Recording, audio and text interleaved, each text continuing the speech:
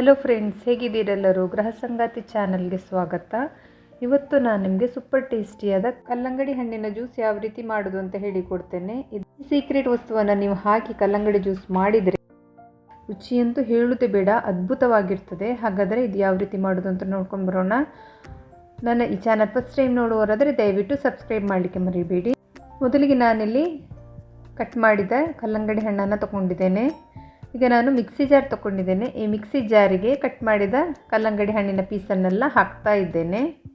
Cut ಮಾಡಿದ ಕಲ್ಲಂಗಡಿ ಹಣ್ಣಿನ ಪೀಸ್ ಹಾಕಿದ ನಂತರ ನಾನಿಲ್ಲಿ 1/4 ಕಪ್ಪಷ್ಟು ಸಕ್ಕರೆ ಹಾಕ್ತಿದ್ದೇನೆ. ಅಂದರೆ ಈ ಕಲ್ಲಂಗಡಿ ಹಣ್ಣು ತುಂಬಾ ಸಿಹಿ ಇದೆ, ಅದಕ್ಕೋಸ್ಕರ ನಾನಿಲ್ಲಿ 1/4 ಕಪ್ಪಷ್ಟು ಸಕ್ಕರೆ ಹಾಕ್ತಾ ಇದ್ದೇನೆ. ಆನಂತರ ಸಣ್ಣ ಗ್ಲಾಸಲ್ಲಿ 2 ಗ್ಲಾಸಷ್ಟು ನೀರು ಸೇರಿಸ್ತಾ ಇದ್ದೇನೆ.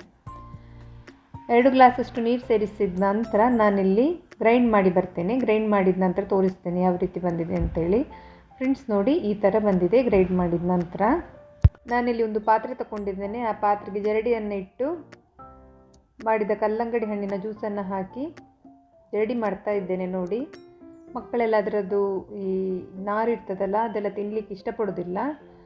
ಒಂದು ಗ್ಲಾಸ್ ಅಥವಾ ಈ ಥರ ಏನಾದರೂ ಒಂದು ಇದ್ದರೆ ನೀವು ಚೆನ್ನಾಗಿ ಒತ್ತಿ ಸೋಸಿದ ನಂತರ ನಾನಿಲ್ಲಿ ಮಾಡಿದ ಕಲ್ಲಂಗಡಿ ಹಣ್ಣಿನ ಜ್ಯೂಸ್ ರೆಡಿಯಾಗಿದೆ. ನೋಡಿ, ಒಂದು ಗ್ಲಾಸ್ ತಗೊಂಡಿದ್ದೇನೆ, ಅದಕ್ಕೆ ಐಸ್ ಕ್ಯೂಬ್ಸ್ ಹಾಕ್ತಾ ಇದ್ದೇನೆ.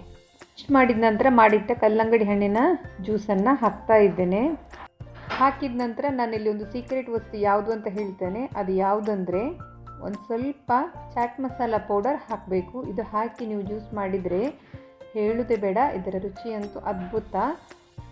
ಈ ಥರ ಮಿಕ್ಸ್ ಮಾಡ್ಕೊಳ್ಳಿ. ಮಾಡಿದ ನಂತರ ನಾವು ಮಾಡಿದ ಜ್ಯೂಸಿಗೆ ರೆಡಿಯಾಗಿದೆ. ಇದನ್ನೀಗ ಸರ್ವ್ ಮಾಡ್ತಾ ಇದ್ದೇನೆ.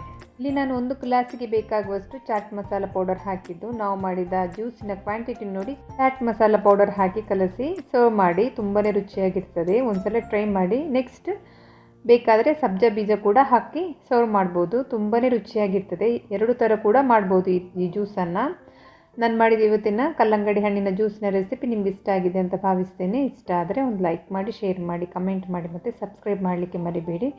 ಇನ್ನು ನಾನು ನಿಮಗೆ ಹೊಸ ರೆಸಿಪಿಯೊಂದಿಗೆ ನೆಕ್ಸ್ಟ್ ವೀಡಿಯೋದಲ್ಲಿ ಸಿಗ್ತೀನಿ. ಅಷ್ಟರ ತನಕ ಟೇಕ್ ಕೇರ್, ಬಾಯ್ ಬಾಯ್.